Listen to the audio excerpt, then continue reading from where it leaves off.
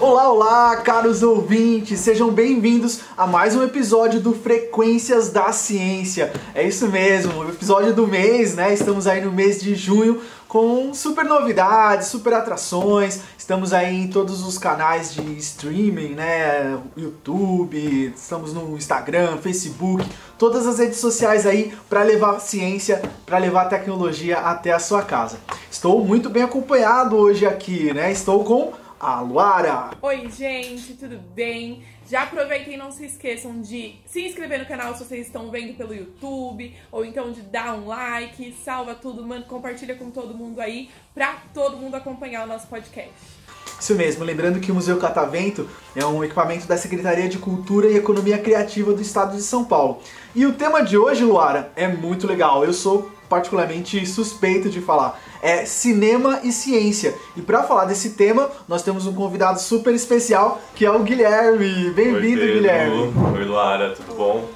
Obrigado pelo convite. É um prazer estar aqui com vocês para falar desse tema. Ótimo. Pessoal, o Guilherme, né, ele é do Museu da Imagem e do Som aqui de São Paulo, MIS, o Super MIS, né, um museu incrível, super querido, parceiro do Catavento. E é muito legal, né, ter essa relação próxima com museus que são da mesma secretaria, que tem perfis um pouquinho diferentes. Gui, conta um pouquinho do seu trabalho lá no MIS. Certo. Então, o MIS também é um equipamento da Secretaria de Cultura e Economia Criativa do Governo do Estado de São Paulo, né?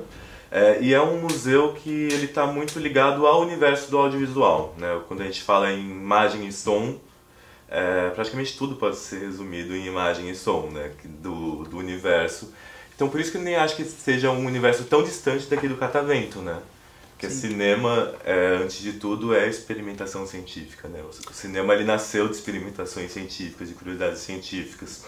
E eu trabalho no MIS dentro de um projeto de formação e difusão de cinema no interior do estado de São Paulo. Então o meu trabalho no MIS ele não acontece aqui na capital, onde fica a sede do museu, mas ele acontece em 150 pontos espalhados em cidades do interior, que é o Pontos MIS. Isso, Ponto MIS. É o nome do programa. E é um programa que ele foi criado em 2012, ano que vem ele vai completar 10 anos, e ele é um programa que visa formação de público para cinema, para diferentes tipos de filmes, e formação técnica e profissional na área de cinema, na área audiovisual no geral. Então a gente oferece desde cursos de roteiro para crianças até cursos de edição para adultos. No programa, eu estou lá nesse programa também praticamente desde o começo, eu era professor de roteiro para crianças. Olha que legal. E hoje eu estou coordenando esse programa e estamos aí, assim. Muito bacana, porque é uma forma de popularizar o cinema, né, difundir a cultura científica e o fazer científico também, né, o fazer cinematográfico, né, que é uma coisa que às vezes parece distante, inacessível, então o museu acaba contribuindo nesse cenário, né. Sim, é uma forma de popularizar uma coisa que já é popular, na verdade, né, porque o cinema, ele já faz parte da vida de todo mundo, né, que vive num ambiente ocidental, pelo menos, né. E o cinema é isso, né? Ele é o contar histórias, mas o que tem por trás dessa contação de histórias é toda uma indústria, é todo um universo, né? Então a ideia do programa e do MIS é fazer com que a pessoa já conheça um pouco mais a fundo o que ela já conhece, o que já faz parte da vida dela. Nossa, e muito legal, porque, né, pros adolescentes, enfim, pras pessoas, estudar cinema parece algo muito distante. E a aula de roteiro para crianças é já plantar a sementinha ali desde pequeno e ver que isso pode ser acessível também, né? Sim, porque contar a história é uma coisa acessível, né? Eu acho que uma coisa que nos distingue como ser humano é essa coisa de narrar, né? De contar uma história e todo mundo sabe contar uma história, né? E o cinema e o produzir um filme nada mais é que conseguir fazer o que a gente já faz dentro de uma estrutura, né? Que é reconhecida por todo mundo. E hoje em dia, com o advento do YouTube, do Instagram, né, com o Reels, TikTok, as pessoas estão cada vez mais curiosas em saber como que eu faço isso, como que é possível criar, editar, eu consigo editar hoje no celular, né? Acho que essa parte da criação se aproximou de uma forma como nunca na história da humanidade. Cara, sim, acho que não tem nem paralelo na história, né? Pensar que para fazer cinema até 40 anos atrás, antes de a gente começar o cinema digital mesmo, se popularizado, pensar que cinema era feito com película, né, com filme.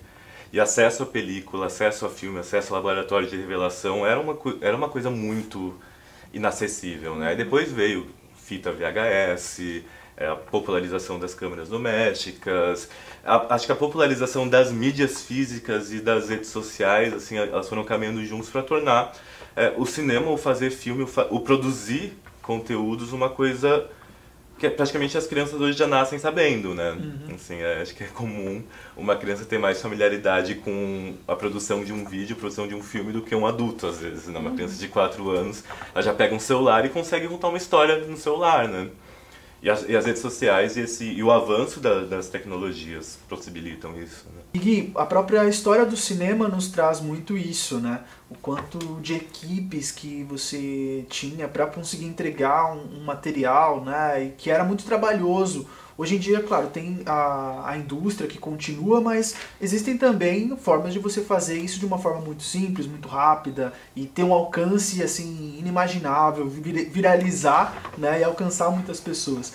Eu acho que quando a gente fala em cinema, a gente tem que falar em cinemas, né? A gente tem muitos tipos de cinema e muitas formas de produzir filmes, né? A gente tem desde o que a gente chama aqui no Brasil de cinema de guerrilha, né? Que é a galera com a câmera na mão, que sem equipe, sem nenhum staff, consegue produzir um filme, um curta, um longa, um média e lançar para o mundo. A gente tem outro tipo que é um cinema mais industrial, né? Que tem diversas funções, milhares de pessoas trabalhando para produzir. E a gente chega hoje nesses vários tipos de cinema, porque é uma linguagem que foi sendo trabalhada e foi se modificando ao longo dos anos, né? Desde lá do século XIX, quando o cinema começou a surgir, que a gente chama de começo do cinema, né? Que tem algumas experiências antes de 889 e depois que ainda não é exatamente cravado quando o cinema começou. Mas o que a gente sabe do início do cinema é que ele nasceu do fruto de uma curiosidade mesmo, né? Do fruto de experimentação científica, de gente curiosa querendo conseguir capturar como que faz uma imagem conseguir movimento, né? Então a gente tem desde aquelas experiências dos irmãos Lumière na França, né?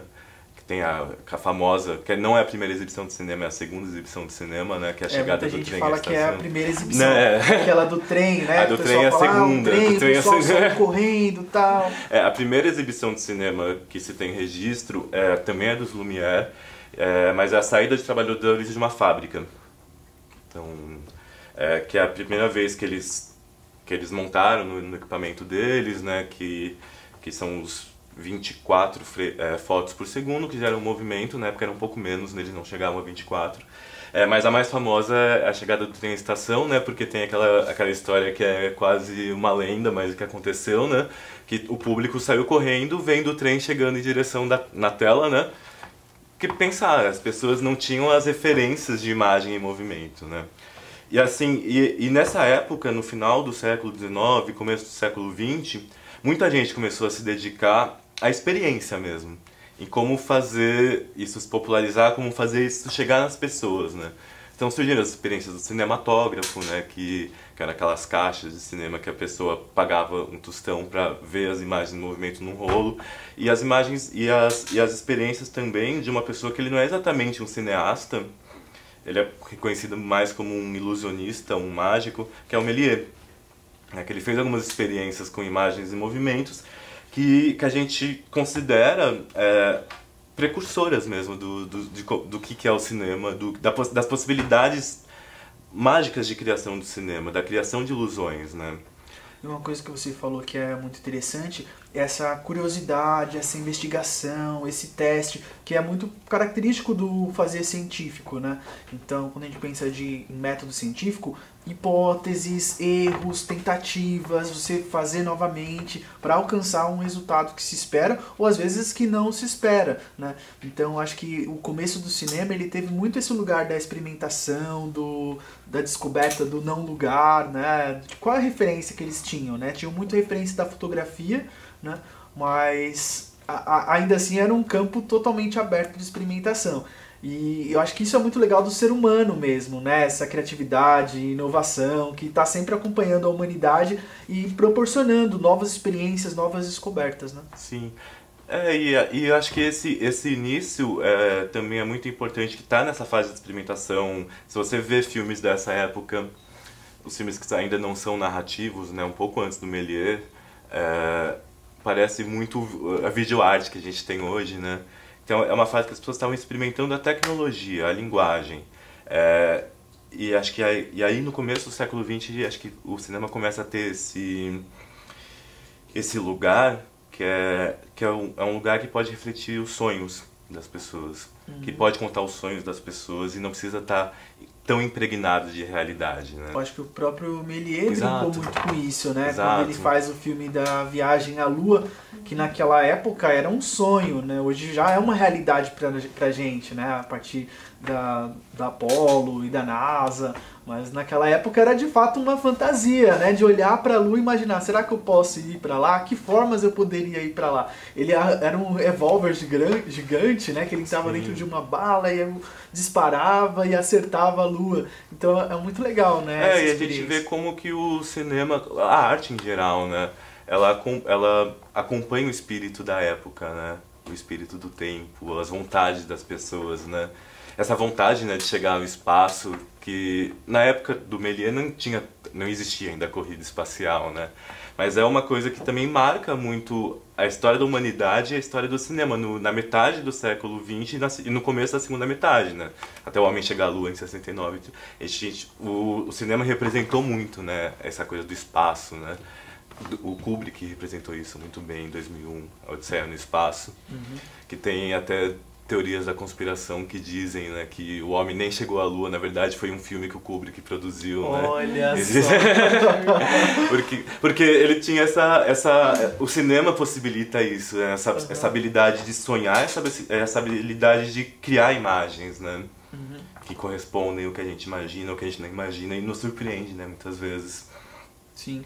Porque trabalha com o nosso emocional, né? A gente se emociona, a gente se identifica com o que está vendo na tela e isso gera de fato uma empatia, vontade de estar naquele lugar, seja para inspirar novas ideias, seja para produzir algo ali materialmente.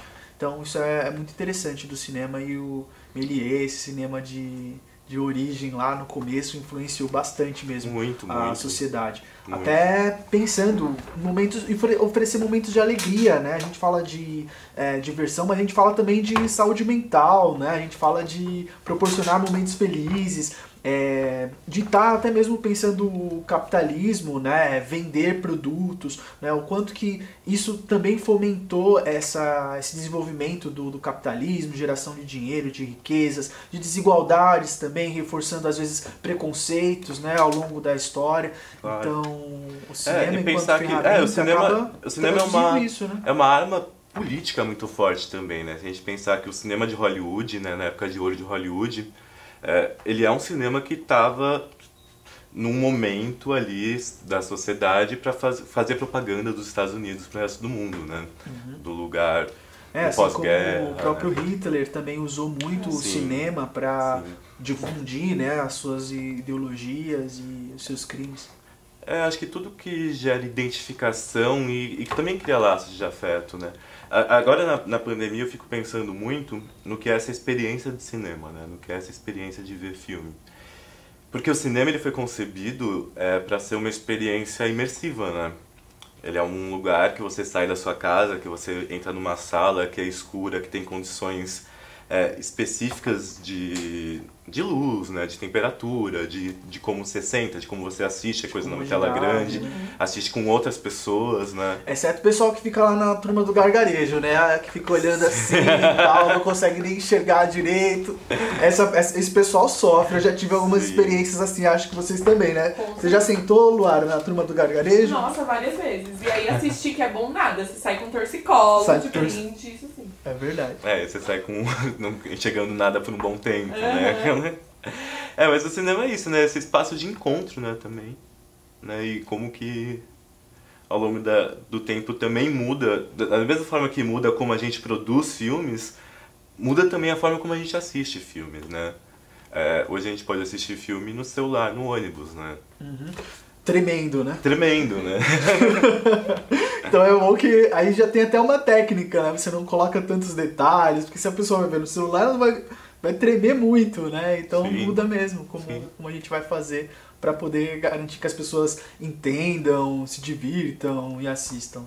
E tudo isso vem da grande popularização, né? Do cinema. Sim. E teve um momento que o cinema deu um boom.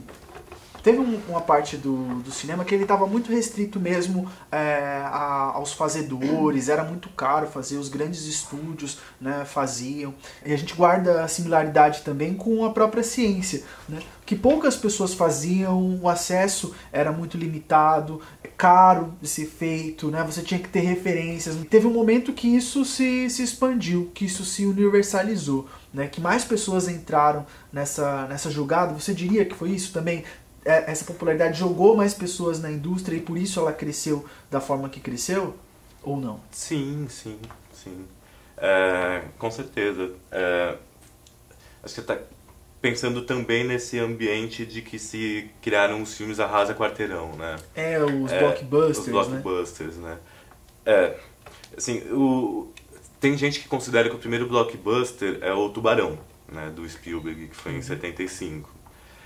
Que é esse conceito de que tem um produto cultural que ele rompe barreiras culturais, né? O Tubarão, ele é um filme que, se a gente pensar, o cinema até os anos 70, ele mesmo sendo até os anos 70 ele ainda era um meio de comunicação e um meio de entretenimento que não era tão elitizado. Já existiam salas de cinema, já existiam produtores de cinema, né? Em vários lugares do mundo. O Brasil também tem um bom cinema, né? Na década de 60 e muito antes disso. No Rio de Janeiro tem até a Cinelândia, né? E aqui em São Paulo também tinha a nossa Cinelândia, que é ali a região do Paissandu, né? Da São João, um pouco da Ipiranga, que até hoje tem muito cinema lá, né? Que estão todos fechados ou viraram outro tipo de estabelecimento, mas esses lugares que tinham muitas salas, né, de exibição. E a gente chega num momento com grandes filmes muito impactantes, né, americanos, principalmente, da Era de Ouro de Hollywood. O próprio 2001 que você citou, né? O próprio 2001. O Kubrick, o Hitchcock com o filme Pássaros, né? Eles tiveram uma grande audiência na sua época, né? Tiveram. Como aqui no Brasil também tinha, né? Mazzaropi tinha uma grande audiência na época. O pessoal do Cinema Novo também tinha grande audiência. Mas acho que a gente pensa em audiências também, né? Quando a gente fala em blockbuster, a gente fala, tipo, audiência no modo bem expandido, né? De que todo mundo... Né? Povão. Um povo mesmo. Assim, de pensar que não é um setor do público que assiste determinado filme, né? De pensar, existe no cinema novo brasileiro, era um tipo de público, né? O filme do Mazzaropi era outro tipo de público. Quando a gente fala em blockbuster, é quando todas as pessoas assistem aquele produto cultural, né? Aí tem gente que acredita o Spielberg como grande criador, né, de blockbusters da história, né? Ele é um grande criador de blockbusters da história, né? Se você olhar para cinegrafia dele, né?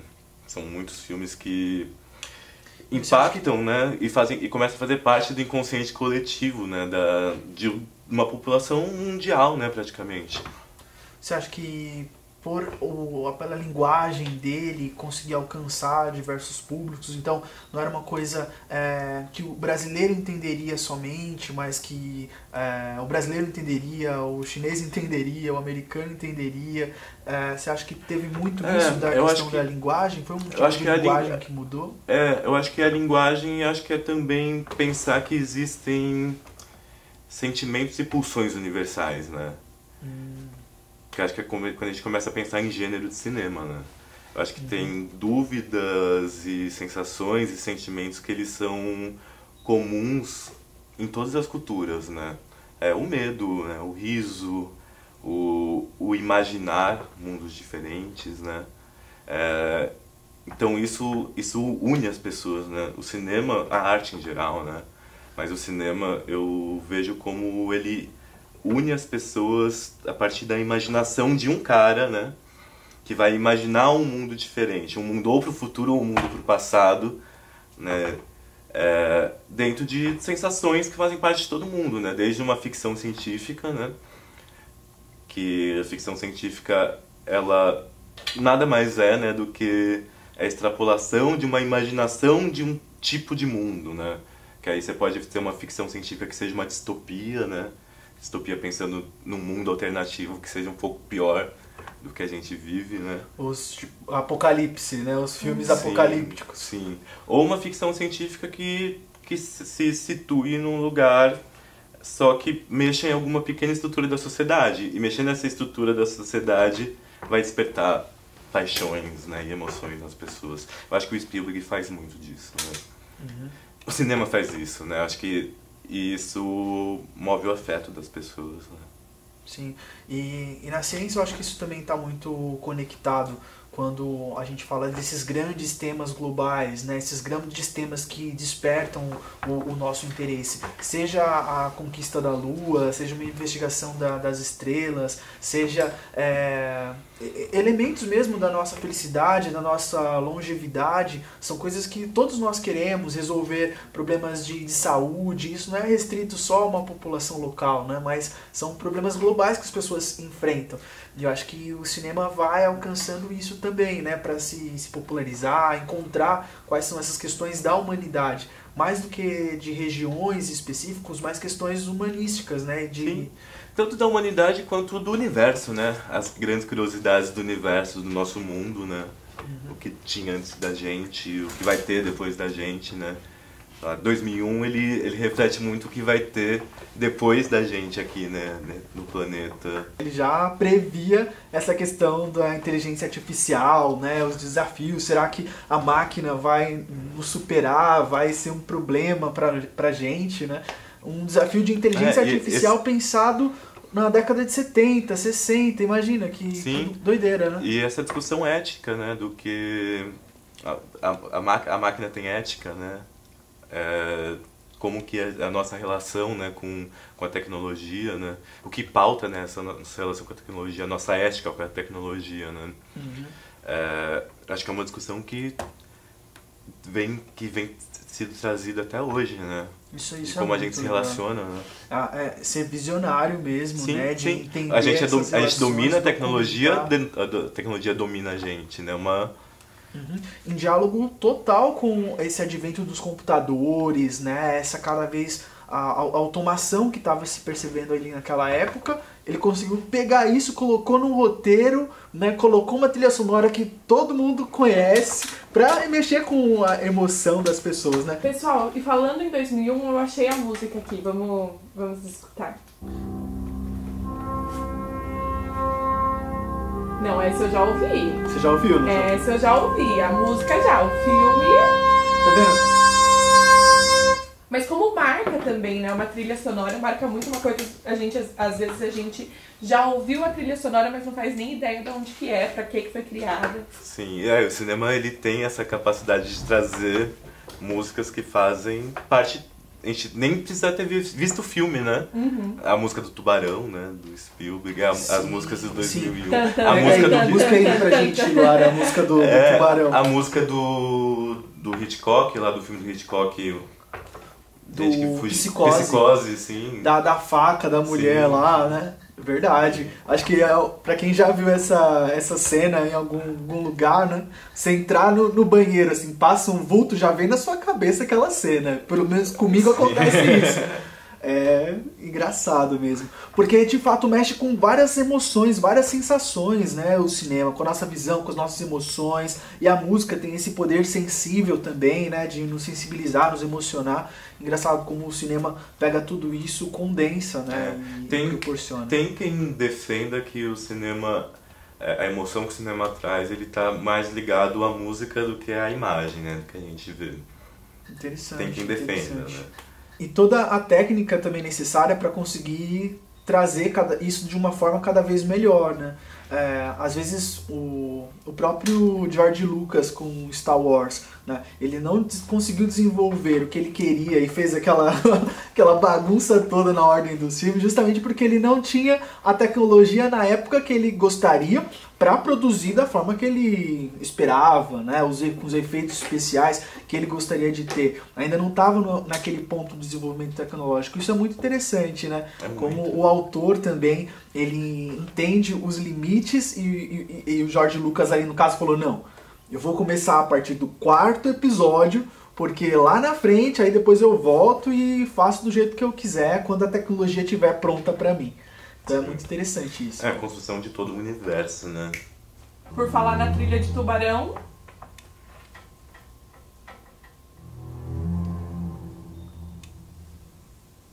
esse... E é muito doido, porque um filme de terror, por exemplo, sem os sons de terror, você não cria expectativa do susto, você... enfim. Sim. Verdade. E você também falou do Spielberg, né? A gente falou do George Lucas com Star Wars, que foi uma fonte de inspiração até mesmo de tecnologia. É muito legal pensar como ele fez o sabre de luz, os sons, né, do sabre de luz, que não eram sons que existiam, então ele teve que criar muita coisa, muitos tipos de sons. E às vezes é isso, né? A ciência até também... algumas liberdades poéticas, né? Pensando que som não se propaga no vácuo, né? É verdade, tipo, uma explosão no espaço, tipo, como que pode, né? Sim. Mas mesmo assim, levou muita gente pro cinema e essa popularização, ela também contribui com isso, né? Porque mais pessoas ouvindo, mais pessoas tendo experiências, mais pessoas tendo contato com... pode ser até uma fantasia, né? Já libera a imaginação, a criatividade para entrar em jogo aí nesse cenário, né? Claro, tipo, cria um repertório visual, né? Uhum.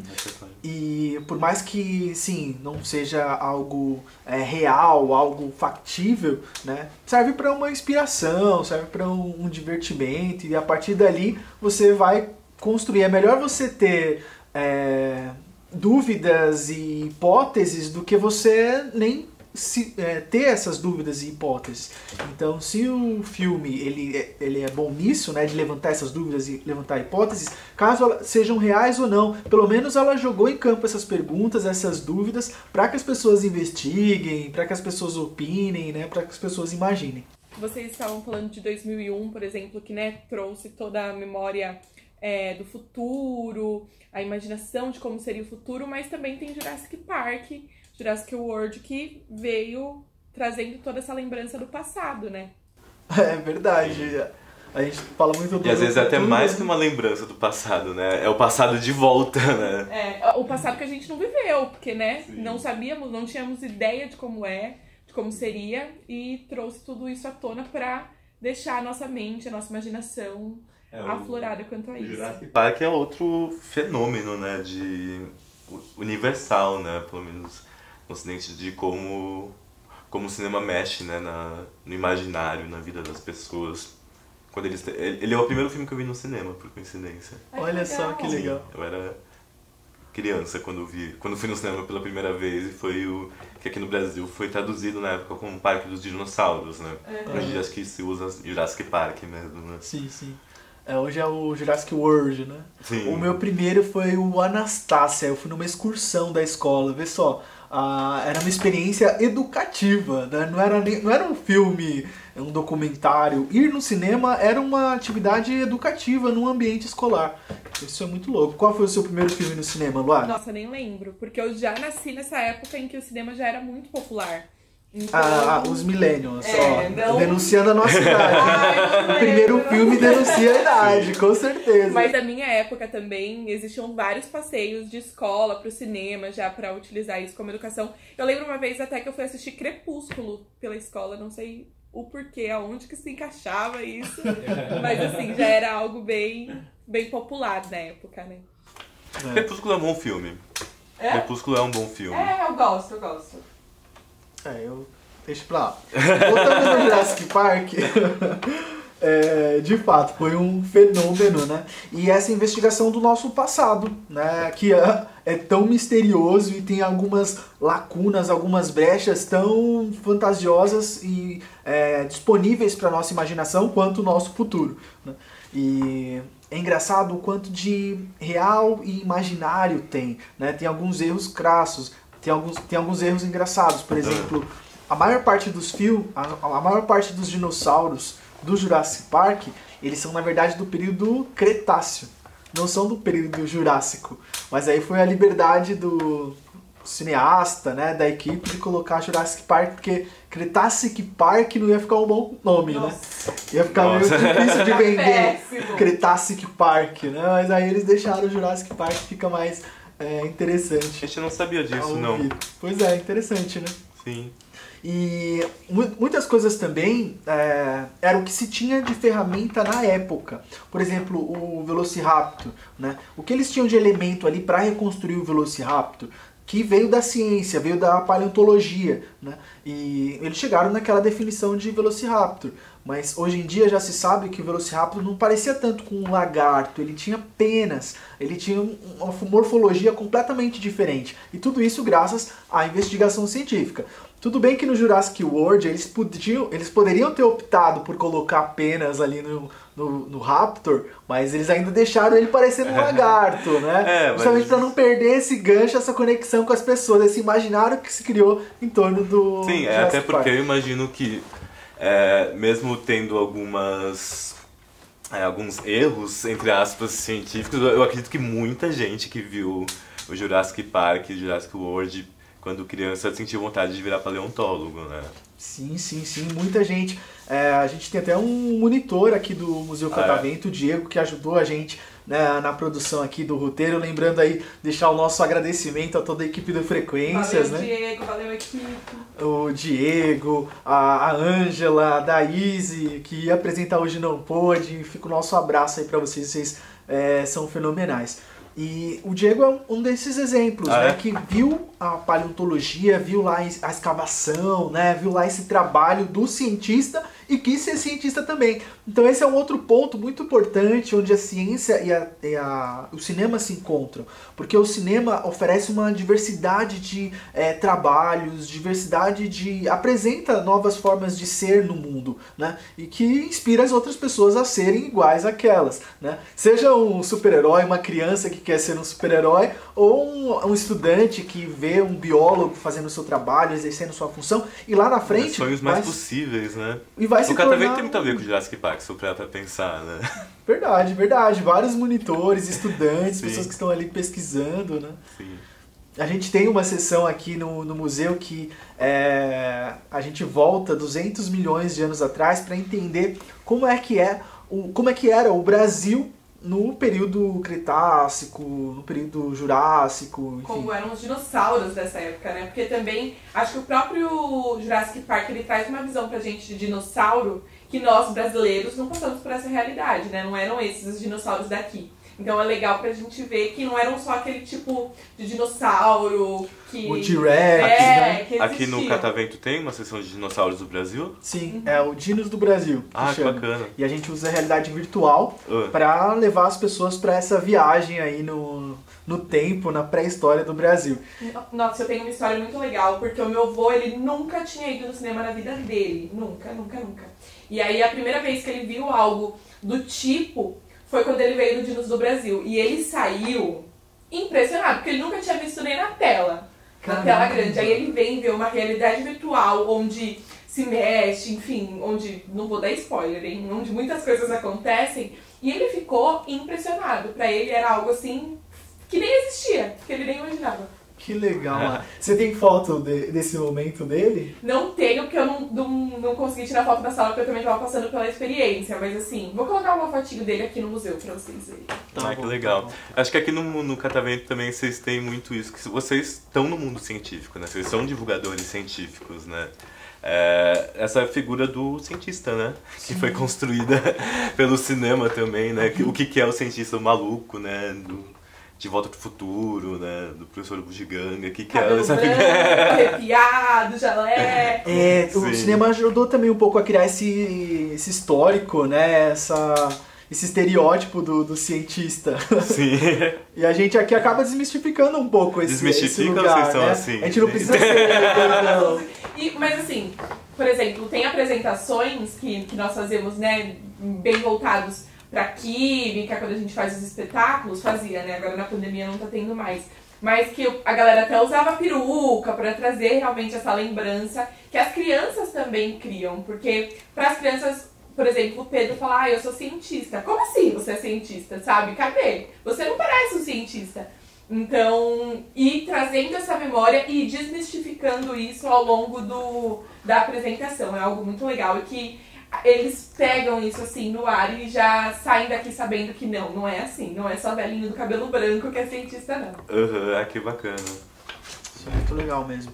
Então, essa diversidade, né, de pessoas, essa diversidade que é natural da ciência, né, e cada vez mais pessoas se inspirando, né, quando vê um homem negro com um dread cientista, fala, olha, eu posso ser assim também, um jovem, né, eu posso dar novas oportunidades e dar novas ideias, né, novos repertórios para as pessoas. Uma mulher também, né, porque a visão de cientista do cinema, enfim, antiga, são sempre homens também como cientistas e nunca mulheres, então...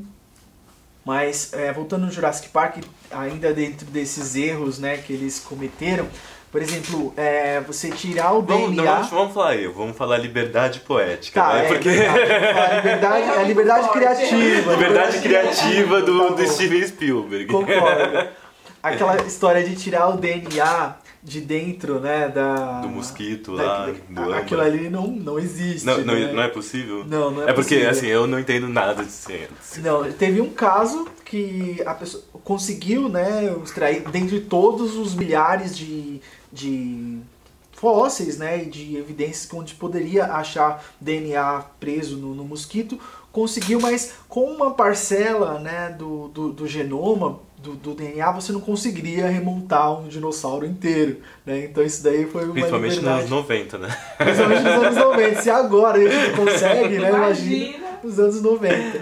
Então foi bem uma liberdade poética, essa parte aí a gente tem que deixar bem claro, mas é isso, né? Eu acho que o cinema tem essa questão de ficar entre a fantasia e a ciência, a realidade, o fato científico, né? E o cinema tá nesse lugar, onde ela pode brincar com a fantasia, brincar com a realidade, né? Se ela for muito pra fantasia, vai ficar muito claro que é fantasia. Se ela for muito pro documentário, também vai ficar mais sisudo, né? Mais concreto, né? Ao que é passado ali. Então, que ponto, né, que o cinema tá? Ele tá mais pra fantasia, tá mais pro real, pra ciência? É esse o lugar que a gente tá descobrindo hoje aqui, né? Eu acho que uma coisa importante é que o cinema é sempre alguém que está contando uma história, né? É verdade. Seja um filme documental, maluco, como o Jurassic Park, né? Que tira do nada uma ideia da cartola de recriar dinossauros. Seja um documentário muito sisudo, muito sério. É alguém que está contando uma história para você. Uhum. A gente volta para o Jorge Méliès lá no começo, exatamente. Contar uma história. Tem sempre uma história sendo contada, né? Até quando parece que não tem história, né? Porque é o nosso modo de se relacionar com o mundo, né? Nós somos seres narrativos, né? Então, qualquer coisa a gente pega e coloca em perspectiva outra coisa e cria uma historinha entre qualquer objeto, né? Qualquer coisa no nosso universo, né? Sim. E do Jurassic Park ainda, sabe aquela história de você ficar na frente do T-Rex? Tem uma cena que ele fica na frente do T-Rex. Daquele lugar, o T-Rex nunca conseguiria olhar pra pessoa na frente dele, né? O olhinho dele lá em cima, com aquele focinho enorme, nunca conseguiria enxergar alguém, né? Aquela história lá dele olhando assim por cima do carro. Aquilo ali é muito legal de se assistir, mas é totalmente impraticável. Talvez pelo cheiro, né? Eles tinham um olfato muito bem desenvolvido, mas aquela parte lá, novamente, foi uma grande liberdade poética. Bem, a gente temos muitos casos, né, no cinema que são muito interessantes, mas um filme que a gente destaca bastante, que uniu muito essa questão da ciência com o cinema, foi o filme Interestelar. Você já assistiu, Lu? Nunca assisti também. Nossa, tô muito por fora dos filmes antigos, hein? É bom, filme porque a gente já tá assistir. mandando uma lista aí pra galera de filmes que valem muito a pena conhecer. Mas esse eu nunca assisti. O Interestelar, ele conta uma história, né, de um futuro em que a humanidade, um futuro apocalíptico, mais ou menos como você falou. Eu gostei do nome que você usou. Eu usei a palavra distópico. Distópico, gostei desse nome, vou anotar aqui para usar mais vezes. Futuro distópico em que a humanidade ela se concentra agora em conseguir recursos para se alimentar. Então, a ciência, o negacionismo e todas as críticas à ciência levaram a um ponto em que a humanidade retrocedeu.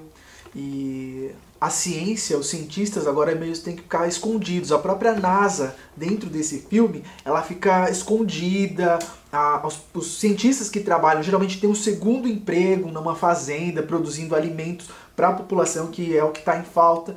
E nesse cenário, essa agência espacial constrói essa máquina para constrói essa nave para conseguir outra realidade, um outro lugar para viver, conseguir identificar um outro planeta possível.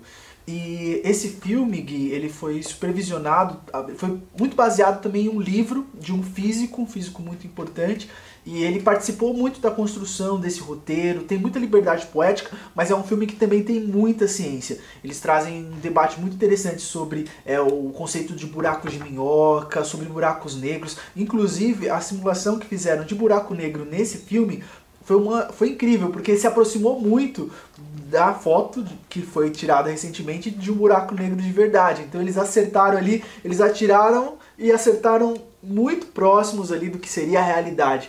E é muito interessante quando o cinema consegue fazer isso, né? Ele aproxima a ciência, ele traz novos temas da ciência de uma forma divertida, estimulante, que consegue alcançar vários públicos, que é uma linguagem aí vinda dos blockbusters. Sim. Então, recomendo muito que vocês assistam aí o Interestelar, que mistura bastante essa questão de cinema, ciência. E nada surge do nada, né? Nada surge do nada. Esse filme, ele bebeu muito de outras ficções científicas que já vinham caminhando nesse sentido. De imaginar como seria viajar por uma outra dimensão. E trouxe também uma questão mais prática, né? Mais científica, mais alinhado ali com conceitos científicos e físicos. Mas até agora estamos falando mais de filmes estrangeiros, né? E esse cinema no Brasil, como que era, como que foi a evolução? E aí, Gui, a gente sabe que aqui no Brasil a dificuldade de acesso para a tecnologia de cinema é mais limitado, né? Mesmo a questão de indústrias, a gente sempre tem que trazer muito de fora, né? Como é que é esse desenvolvimento científico e tecnológico no Brasil e como isso impacta a nossa produção cinematográfica, científica e criativa? Eu acho que a gente já teve mais limitações técnicas, e quando eu digo técnicas é de tecnologia mesmo, de equipamentos para a produção de efeitos visuais, né, de efeitos especiais. Eu acho que o Brasil já teve isso, né, essa dificuldade de acesso, né. É por isso que o Brasil ele sempre caminhou para uns tipos de cinema ligados muito mais a cinema de autor, né? Cinema com uma pegada mais social, ou uma pegada mais popular, né? Sem tantos efeitos tecnológicos, sem tantos efeitos especiais que encarecem as produções. Sim. Pensar que até os anos 90, mais ou menos, até um pouco pra frente, o Brasil tinha o cinema brasileiro, né, tinha uma dificuldade grande com captação de áudio, por exemplo, né? Se a gente for assistir os filmes da década de 80, 70, tem sempre alguns problemas de áudio, mas é uma coisa que o Brasil começou a se modernizar e está se modernizando, e o cinema brasileiro ele não deve, acho que, mais nada a nenhum cinema de outros países do mundo, assim, mesmo dos Estados Unidos, nas questões técnicas, né? A gente tem técnicos muito bons e pessoas muito boas fazendo cinema no Brasil. Eu acho que justamente por causa desse efeito humano, né? Que é isso que não adianta a máquina sem o humano por trás, né? Não adianta a técnica, não adianta o procedimento, o processo, sem esse espírito criativo, sem esse espírito inato, né? Do ser humano. Seja ele uma pessoa que tem uma câmera incrível, seja ele uma pessoa que tem um celular. Se você parar pra pensar, não adianta você ter uma câmera, melhor câmera do mundo, os melhores técnicos de efeitos especiais do mundo, melhores editores, melhores... tudo se você não tem uma boa história sendo contada, né? E o Brasil é um cinema que ele investe muito na história que está sendo contada, né? Por exemplo, pegar um filme do Adley Queiroz de 2014 que flerta muito com ficção científica, que é o Branco Sai, Preto Fica, né? Que é um filme que ele tem essa coisa do investigador, do detetive que vem do futuro para solucionar um crime que foi no passado. Então, quando o Brasil está em ficção científica, nesse espaço desse gênero de cinema, ele está sempre muito ligado a uma história muito boa sendo contada e um viés social muito bom dessa história sendo contada, né? É um exercício de imaginação muito bom, né? Então... eu penso muito nesse filme, assim, quando falo em ficção brasileira, mas o Brasil também tem várias outras experiências, né, em ficção científica, em imaginar como a ciência mexe com o mundo, né. Um que eu gosto muito nesse sentido é Uma História de Amor e Fúria. Sim. Esse eu acho um filme muito interessante. Eu sou fã de animação, né, então desde Toy Story, que eu amo Toy Story... Gosto muito de filmes de animação e esse História de Amor e Fúria me chamou muita atenção, não só pela qualidade técnica do filme, mas como você falou, essa história da gente contar boas histórias, do brasileiro contar boas histórias, né? E temos muitas histórias interessantes. E olhar pra si, né? Como esse filme olha pra gente como o Brasil, né? As nossas mazelas, os nossos problemas, os nossos conflitos, que muitas vezes alguns tentam apagar ou abafar, né? Não, isso faz parte de quem nós somos, né? E isso faz parte da nossa identidade. Então é importante a gente lembrar, revisitar, até para não cometer os mesmos erros, as mesmas falhas. E o cinema ele consegue fazer isso, por isso que é interessante trabalhar com o cinema dentro da educação, porque o cinema ele trabalha muito com essa figura da alegoria, da metáfora, do falar alguma coisa dizendo outra. Então quando a gente consegue trabalhar o cinema dentro da área de educação muito nesse sentido, né? Que é conseguir trazer uma mensagem, contar uma história, apresentar um universo, sonhar junto, falando A e se referindo a B, né? Acho que essa coisa da alegoria, ela é uma coisa muito presente no cinema, né? No cinema e no universo do audiovisual, né? Porque a gente tá falando de cinema, mas a gente tem que pensar muito que em universo audiovisual, né? Porque o cinema ele se expandiu, né? Pra televisão, pro rádio, né? Pros serviços de streaming hoje em dia, né? Pra séries, pra telenovela.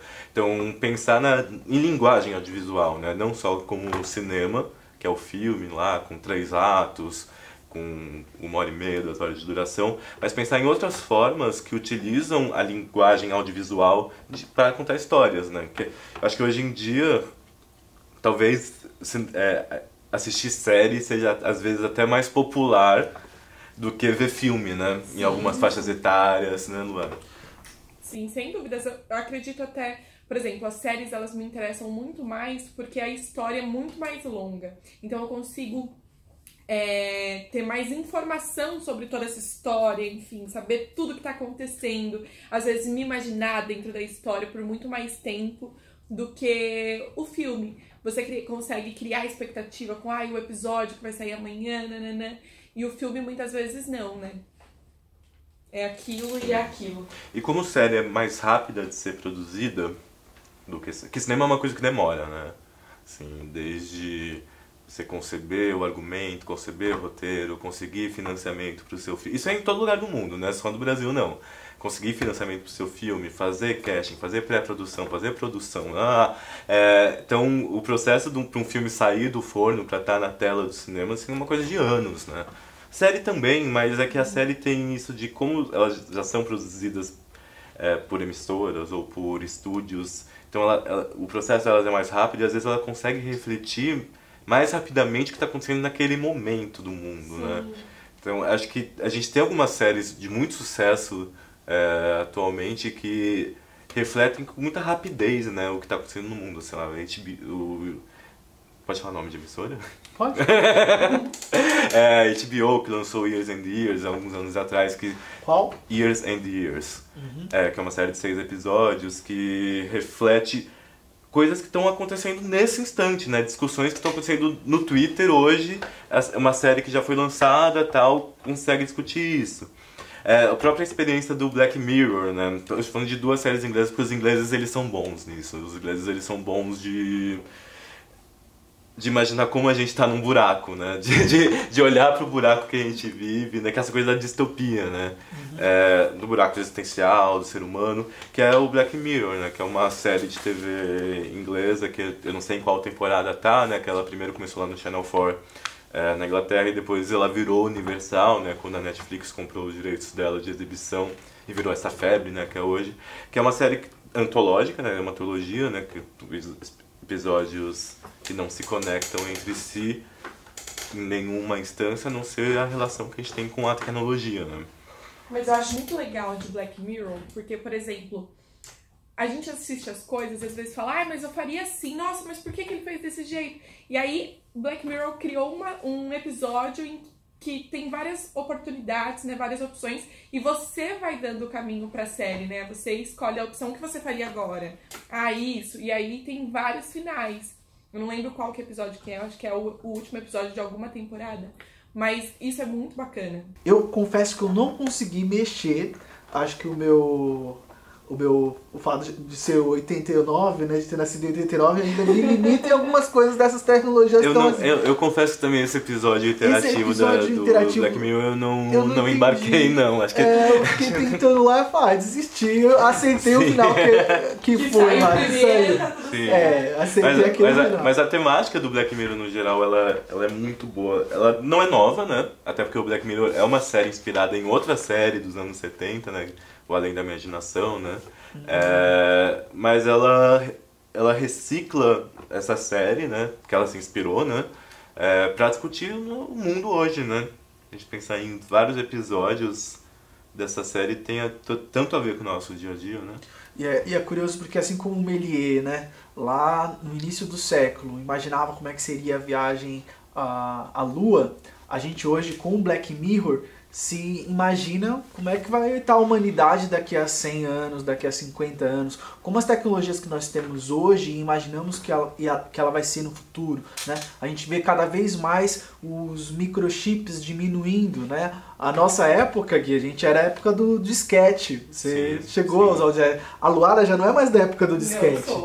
Já é da época do CD, eu imagino. Né? E hoje em dia os notebooks nem tem mais onde colocar CD. Hoje em dia CD, se dá um CD para uma criança, ela não vai saber, ela vai jogar, vai pensar que é um brinquedo, porque já está reduzido ali no chipzinho. Hoje a gente já está falando de nanotecnologia, isso está também na série, né, em diversos pontos. Em diversos episódios, a gente vê, por exemplo, essa influência das redes sociais na nossa vida. Tem aquele episódio que é um dos meus favoritos, que é o Nosedive, que é a mulher que ela precisa crescer e essa sociedade é baseada nesses likes. Então eu tenho uma quantidade de pontos, de likes, eu sou 4,5 de 0 a 5, então eu tenho um status social mais elevado, eu tenho acessos maiores por ter maior quantidade de likes, né? E quem não tem esses likes tem acessos limitados à saúde, à infraestrutura, e financiamentos, moradia. E a pessoa quer sempre ser perfeita para que tenha e cria uma vida que não é dela, tudo fictício, né? Tudo, a foto perfeita pro Instagram, pra... Sim. E E é praticamente a realidade, né, que a gente vive muita hoje, gente né? que realmente está preso numa rede social e que Sim. precisa de likes e que isso vira um É o problema universo psicológico. do digital influencer hoje em dia, né? Que é uma pessoa que ela consegue acesso econômico com base à aprovação popular que ela tem. E não precisa nem ser um influencer, né, pra você ter isso. Acho que o prazer de ser aceito, de ganhar o like, tá em todo mundo, né? Sim.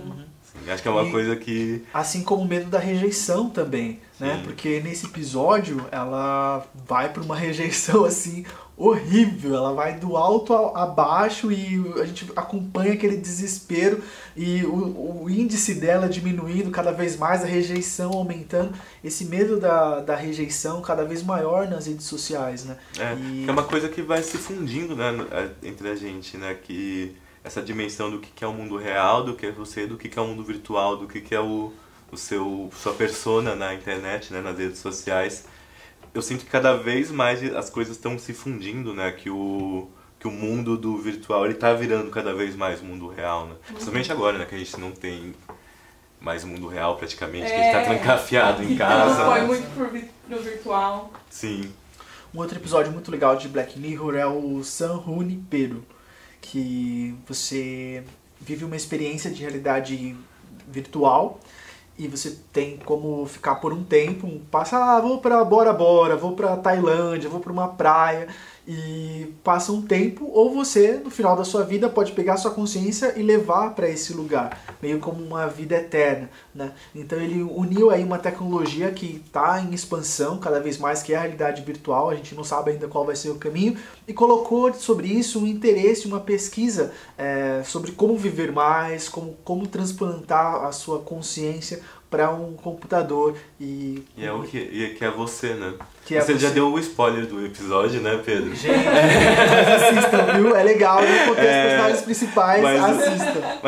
Mas ele discute, né, isso. O que é ser você, né? É a sua consciência, é o seu corpo, né? É o lugar que você vive, quem você é, as suas relações, né? Ou é a sua mente. Ou é a sua isso mente, é muito né? louco, isso é muito louco, né? E pensar que elas tinham uma idade, elas eram bem velhinhas, né? As personagens principais que participam desse episódio, mas na realidade virtual elas eram pessoas jovens. Então essa questão também da juventude eterna, da fonte da juventude, será que a gente vai encontrar isso na tecnologia? Será que vai ser desse jeito? A tecnologia, a ciência, o cinema aparentemente parece um grande vazio de perguntas, né? Que a gente manda perguntas que a gente não sabe a resposta, né? Porque as coisas acontecem muito rápido, né? Acho que muito do que a gente falou agora sobre o Netflix, sobre o Black Mirror, sobre esses episódios... Que tá no Netflix, né?